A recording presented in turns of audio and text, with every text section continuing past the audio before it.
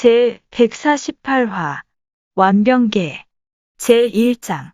이 무렵 사마이는 진을 벌려 전투태세를 갖춘 뒤 촉군이 어수선해지면 일제히 공격할 계획이었다. 그런데 낭패를 당한 장압과 대릉이 갑자기 돌아와서 고하는 것이었다. 제갈량이 미리 대비하고 있었던 때문에 이렇게 대패하여 돌아왔습니다. 사마이가 크게 놀라 말했다. 공명은 실로 귀신 같구려. 우선 퇴각하는 것이 좋겠소. 그리고는 대군에게 모두 본영으로 돌아가 굳게 지키며 나가 싸우지 말라는 영을 내렸다. 이 싸움에서 촉군이 노획한 무기와 전쟁기구와 말들은 그 수를 헤아리지 못할 정도로 많았다. 이에 제갈량은 노획물들을 모두 군영으로 옮긴 뒤에 날마다 위원을 시켜 싸움을 걸게 했으나 위군은 좀처럼 출전하지 않았다. 그렇게 보름이 흘러갔다. 위군이 한 번도 교전에 응하지 않자 초조해진 제갈량은 군막 안에서 위군을 싸움에 끌어낼 방책을 의논하고 있었다. 그때 누군가 군막 안으로 들어와 알렸다. 시중 비위께서 조서를 가지고 오셨습니다. 제갈량이 비위를 군영 안으로 맞아들이고 향을 피워 예를 올린 뒤 조서를 받아 읽어보니 그 내용은 다음과 같았다. 가정을 잃은 것은 마속의 잘못인데 그대가 책임을 지고 스스로 지위를 낮추었도다. 짐은 그대의 뜻을 어기기 어려워 고집하는 대로 따랐으나 그대는 지난해 왕상을 베고 올해는 군사를 이끌고 곽해를 폐주시키며 저족과 강족을 항복시키고 이군을 되찾는 등 빛나는 전공을 세웠도다. 흉포한 무리를 떨게 만드는 위세를 펼쳤으니 그대의 공우는 뚜렷하다. 이제 천하가 소란하고 어지러우며 악한 일을 저지른 원흉을 아직 없애지도 못하였는데 대임을 받아 나라를 다스리는 막중한 책무를 지닌 그대가 스스로 오랫동안 낮은 자리에 있는 것은 큰 공을 빛내는 일이 아닌즉 이제 다시 그대를 승상으로 복위시키고자 하나니 절대로 사양하지 말라. 조서를 읽고 난 제갈량이 비위에게 말했다. 아직 나란 일을 성공하지 못하였는데 어찌 다시 승상 자리를 받겠소. 그리고는 완강히 사양하자 비위가 말했다.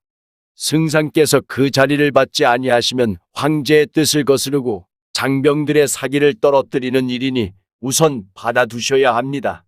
이에 제갈량이 비로소 수락하니 비위는 하직 인사를 하고 떠났다. 제갈량은 사마이가 영싸우러 나오지 않자 한 가지 꾀를 냈다. 모두 철군한다. 각 군영을 거두어라. 이에 각 군영의 군사들은 영문도 모른 채 철군 준비를 시작했다. 이를 탐지한 위군 세작들이 돌아가서 사마이에게 알렸다. 적군이 철군 준비를 하고 있습니다. 그러나 사마이는 조금도 동요하지 않고 옆에 있던 장수들에게 말했다. 공명이 수작을 부리는 것이니 함부로 움직이지 마오. 그러자 장압이 물었다. 이는 군량이 떨어져서 돌아가는 게 틀림없는데 어찌 추격하지 아니합니까? 내가 보기에 공명은 지난해 곡식을 크게 거두고 올해도 보리가 잘 익어 식량과 말먹이 풀이 풍족하오. 비록 군량 운반이 어렵다 하여도 반년은 버틸 수가 있는데 어찌 바로 달아난단 말이오. 이는 우리가 날마다 싸움에 나가지 아니하니 이런 계책을 써서 우리를 유인하려는 것이오. 사람을 멀리 보내 일이 어떻게 진행되고 있는지를 살펴보도록 합시다. 그리고는 군사들을 풀어 적군의 움직임을 살피게 했다. 얼마 후 돌아온 군사들이 보고했다. 공명은 여기서 30리 떨어진 곳에 군영을 세웠습니다. 보고를 받은 사마이는 장수들을 둘러보며 말했다. 그렇군. 제갈량은 역시 달아난 것이 아니었어. 일단 군영과 목책을 굳게 지키며 함부로 진격하지 마시오. 그런 뒤 그곳에서 열흘을 머물렀으나 아무 소식도 들려오지 않는 데다가 싸움을 거는 촉군 장수마저 보이지 않았다. 의아해진 사마이가 사람들을 보내 적의 움직임을 정탐토록 했다. 얼마 후 돌아온 그들이 보고했다. 촉군은 이미 군영을 거두고 떠났습니다. 사마이는 믿을 수가 없었다. 이에 옷을 갈아입고 군사들에 섞여 직접 보러 갔더니 과연 촉군은 그곳에서 다시 30리를 물러난 지점에 새 군영을 세우고 있었다. 군영으로 돌아온 사마이가 장압에게 말했다. 이는 제갈량의 계책이니 뒤쫓아선 아니되오. 그리고 다시 열흘을 그곳에 머물러 있었다. 그런 뒤에 사람을 보냈더니 적의 움직임을 정탐하고 돌아온 군사가 보고했다. 적군은 다시 30리를 물러난 지점에 새 군영을 세웠습니다. 이 보고를 듣고 장압이 말했다. 공명은 아군의 진격을 늦추는 완병계를 사용하여 점차 한중으로 물러나고 있는 게입니다. 그런데 도독은 왜 그렇게 지나치게 의심만 하고 빨리 추격하지 아니하는 거요? 내가 가서 한바탕 결전을 치르고 싶소이다. 공명은 속임수가 많은 사람이오. 만일 착오가 생기면 아군의 얘기만 꺾일 뿐이니 함부로 진격할 수 없소이다. 만일 내가 가서 패하게 된다면 군령을 달게 받으리다. 장군이 꼭 가셔야겠다면 군사를 둘로 나눕시다. 장군이 한 무리를 이끌고 먼저 가서 죽기를 각오하고 힘껏 싸우시오. 그러면 내가 뒤따라가며 복병을 막으리다. 내일 한 발 먼저 출발하여 가다가 중간 지점에 주둔하시고 모레 있을 교전에 대비하여 병사들에게 휴식을 취하도록 하시오. 그리고는 군사를 둘로 나누었다. 다음날 장압과 대릉이 부장 수십 명과 정예병 3만을 이끌고 떠났다. 그리고 가다가 중간 지점에 군영을 세우고 쉬라는 사마이의 당부도 잊지 않았다. 사마이는 많은 군마를 군영에 남겨둔 채 자신은 정예병 5천을 이끌고 뒤따라 출발했다. 제2장 알고 보니 제갈량은 은밀히 사람에게 정탐을 시켜 위군이 중간에 휴식하고 있다는 것을 알았다. 그날 밤 제갈량은 장수들을 불러 모아놓고 상의했다. 지금 위군이 뒤쫓아오고 있어. 그들은 반드시 죽기 살기로 덤빌 것이니 그대들은 한 사람이 10사람을 당한다는 마음가짐으로 싸움에 임해야 할 것이요. 나는 복병을 써서 적의 테러를 끊겠소. 지혜와 용맹을 겸비한 장수가 아니면 이 일을 맡을 수 없는데 누가 나서주겠소. 그리고는 위원에게로 눈길을 돌렸다. 그러나 위원은 고개를 숙인 채 아무 말이 없었다. 그때 왕평이 나섰다. 제가 가보겠습니다. 실수가 있을 때는 어찌하겠는가. 그때는 군령을 달게 받겠습니다. 제갈량은 탄식하며 말했다. 왕평이 기꺼이 자신을 버리고 화살과 돌을 무릅쓰겠다니 참으로 충신이로다. 그러나 위군은 병력을 둘로 나눠 한 무리는 앞으로 밀어닥치고 다른 한 무리는 뒤로 돌아 우리의 복병을 중간에서 끊을 것이다. 왕평이 비록 지혜와 용맹으로 한쪽을 막을 수는 있겠지만 어찌 몸을 둘로 쪼개어 양쪽을 막을 수 있겠는가. 그러니 장수 한 사람이 꼭 함께 가야겠는데 우리 군중에 또다시 목숨을 내걸고 앞장설 사람이 없단 말인가. 제갈량의 말이 끝나자마자 한 장수가 나섰다. 제가 가겠습니다. 본이 다름 아닌 장익이었다. 제갈량이 말했다. 장압은 위군의 명장으로 혼자 만명을 당해낼 만한 용맹이 있는 장수다. 그대의 적수가 아니다. 만일 이를 그르치게 되면 제 목을 군막 앞에 바치겠습니다. 그대가 용맹하게 나서겠다니 왕평과 함께 정예병 1만씩을 이끌고 가 산골짜기에 매복해 있으라. 그리고 위군이 추격해오기를 기다렸다가 그들이 모두 지나간 다음 복병을 이끌고 그 뒤를 기습하라. 만일 사마이가 뒤따라오면 병력을 둘로 나누어 장익이 한 무리의 군사를 이끌고 위군 후미부대를 막고 왕평이 한 무리의 군사를 이끌고 위군 선봉대를 끊으라. 양군이 죽기로 싸우고 있으면 내 따로 계책을 내어 도울 것이다. 계책을 받은 두 사람이 군사를 이끌고 떠나자 제갈량은 강유와 유화를 불러 분부했다. 너희 두 사람에게 비단 주머니를 하나 줄 터이니 정예병 3천을 이끌고 앞산 위에 가서 은밀히 매복해 있으라. 깃발도 눕히고 북소리도 나지 않게 조심하라. 위군이 왕평과 장익을 포위하여 형세가 매우 다급해 보이더라도 구하러 가지 말고 차분히 기다리다가 비단 주머니를 열어보거라. 그러면 위기를 풀 계책이 있을 것이다. 예. 계책을 받은 두 사람이 군사를 이끌고 떠나자 제갈량은 다시 오반, 오이, 마충, 장의 네 장수를 불러 귓속말로 분부했다. 내일 위군이 도착하면 그들의 기세가 날카로울 것이니 바로 맞서려 하지 말고 싸우다 달아나다 하라. 그러다가 관응이 군사를 이끌고 적진을 습격하는 게 보이거든 너희들도 군사를 되돌려 공격하라. 그러면 내가 군사를 이끌고 도우리라. 예, 계책을 받은 네 장수가 군사를 이끌고 떠나자 제갈량은 관응을 불러 분부했다. 너는 정예병 5천을 이끌고 산골짜기에 매복해 있다가 산 위에서 붉은 깃발이 흔들리거든 군사를 이끌고 돌격하라. 예. 계책을 받은 관응도 군사를 이끌고 떠났다. 그 시각 촉군의 면밀한 대처를 예상하지 못한 장압과 대릉은 군사를 거느리고 비바람이 몰아치듯 세차게 달려갔다. 그런데 갑자기 마충, 장이, 오이, 오반 네 장수가 잇따라 달려나와 맞섰다. 크게 노한 장압이 군사를 휘몰아 추격하자 촉군은 이내 달아났다. 그러나 그냥 달아나는 것이 아니고 달아나다 싸우다를 반복하면서 달아나는 것이었다. 때는 음력 6월 여름이라 날이 찌는 듯 더워 20여리를 추격하니 사람과 말이 모두 비오듯 땀을 흘렸다. 뒤이어 50리 밖까지 추격하자 위군은 모두 숨이 차서 헐떡거렸다.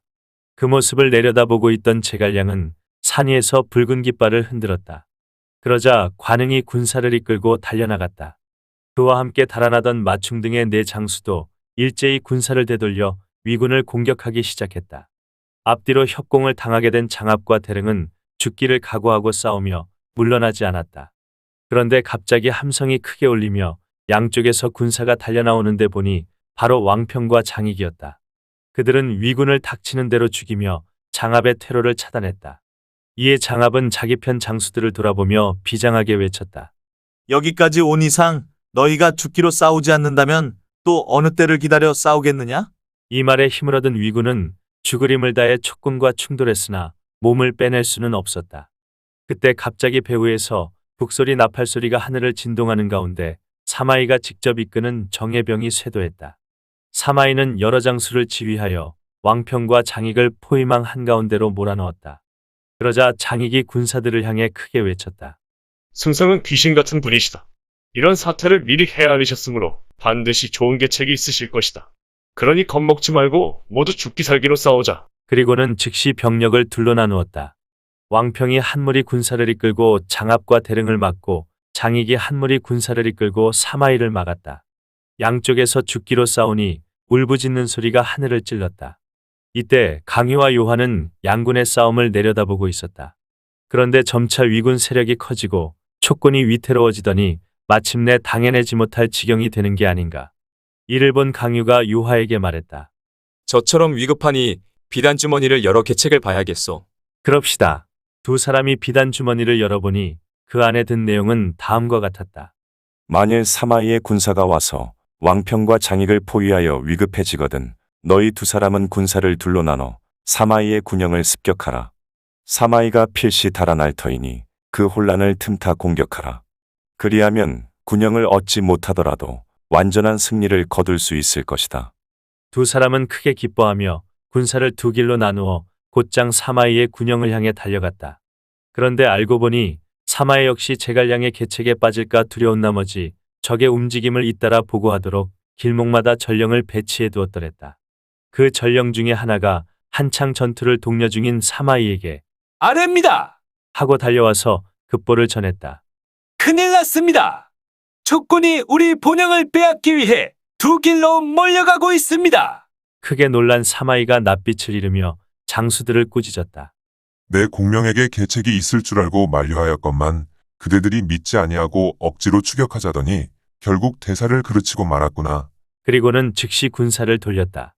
하지만 이미 겁에 질린 장병들은 퇴각이라기보다도 어지러이 흩어져 달아나는 모습에 가까웠다. 이를 본 장익이 뒤따라가며 치니 위군은 대패할 수밖에 없었다. 장압과 대릉도 세력이 고립된 것을 알자 산속 샛길로 달아났다. 또 후방에서는 관흥이 군사를 이끌고 와 이곳저곳을 협공하면서 도우니 촉군은 마침내 대승을 거두게 되었다.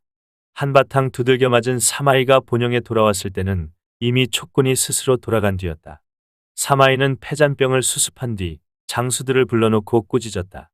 너희들은 병법도 모르면서 오직 혈기만 믿고 억지로 출전하더니 이 꼴로 지게 만든 게 아니냐. 이제부터 경거망동은 절대 허락지 아니한다. 다시 명령을 따르지 아니하는 자는 군법대로 처리하리라. 싸우자고 주장했던 장수들은 부끄러움에 고개를 숙이고 물러갔다. 이 한바탕의 패전으로 위군은 수많은 사망자를 내었고 위군이 버리고 온 말이며 병기와 전쟁 도구는 수를 헤아릴 수 없을 정도였다. 제3장 한편 제갈량은 싸움에 이긴 군사를 이끌고 군영으로 돌아와 다시 군사를 일으켜서 진격하려고 했다. 그때 성도에서 사람이 달려와 알렸다.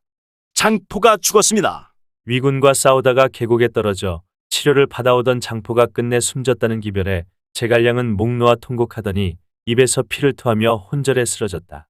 이 대목을 근거로 어떤 평역보는 제갈량이 이때 폐결핵을 앓고 있었던 것이 아니냐는 추론을 제시하기도 했다.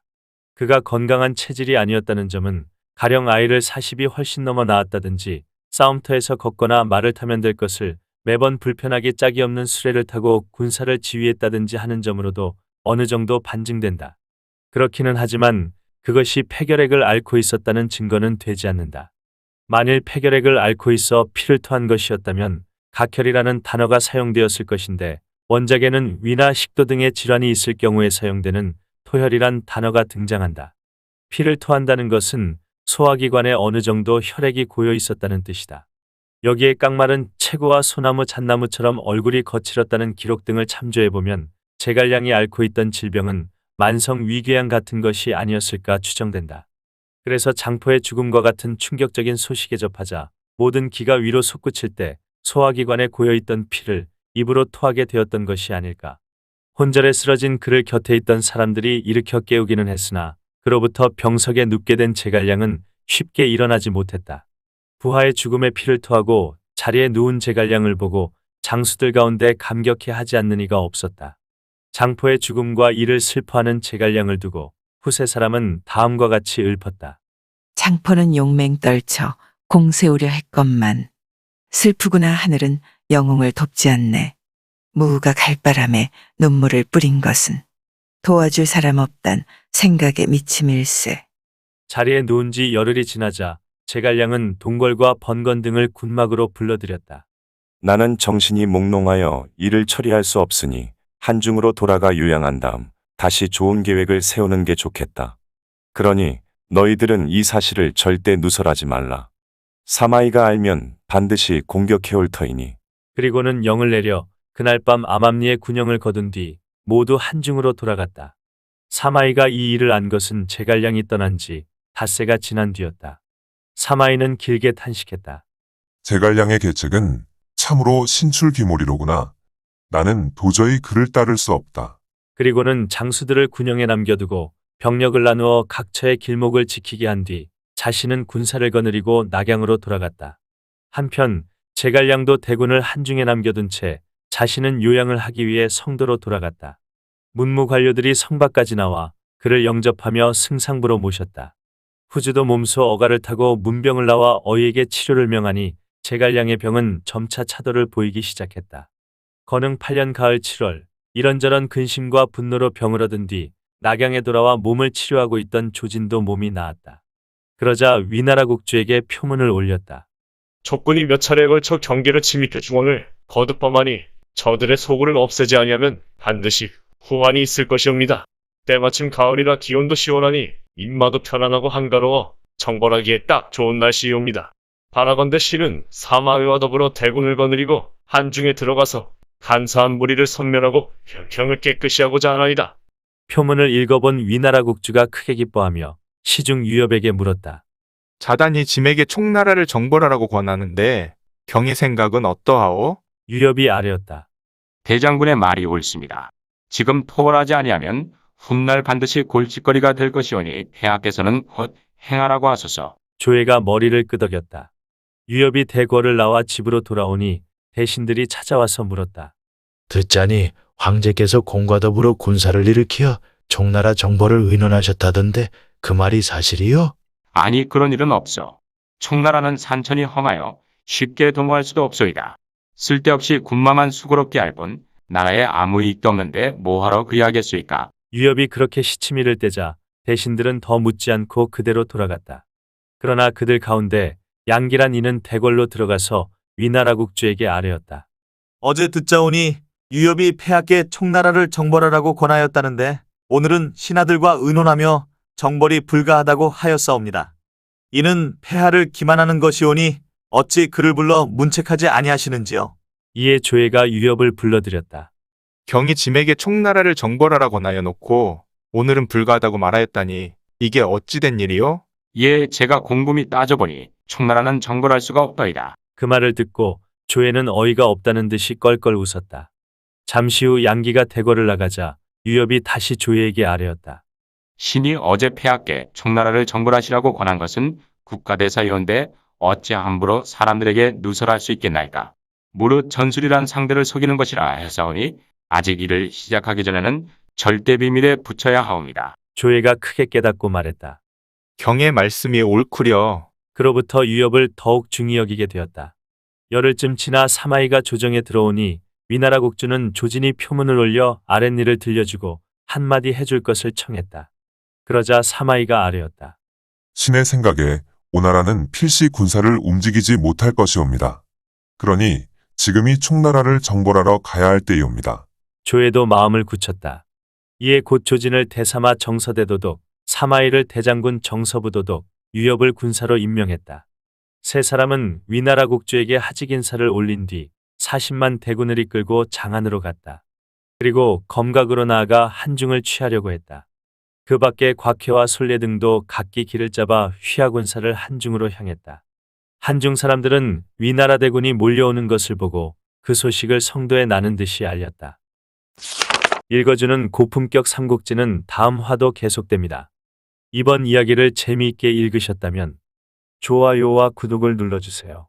그리고 작품을 해설하는 프롤로그도 꼭 읽어주세요.